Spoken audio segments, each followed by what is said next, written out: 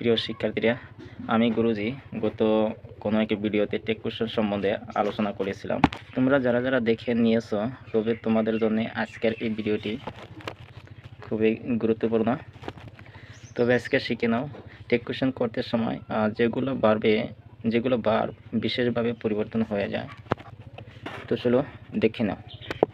M not, aren't, will not, won't, can not, can't, shall not, shan't, used not, didn't। প্রিয় শিক্ষার্থীরা, তাহলে চলো দুটি উদাহরণ দিয়ে বুঝিয়ে দিচ্ছি।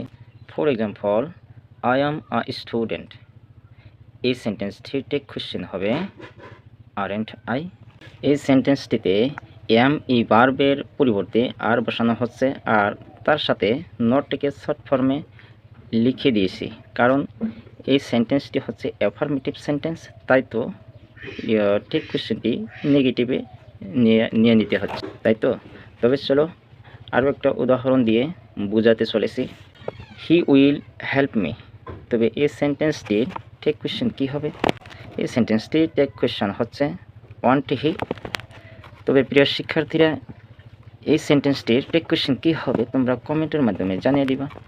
সেন্টেন্সটি হলো the boy can swim. Thank you.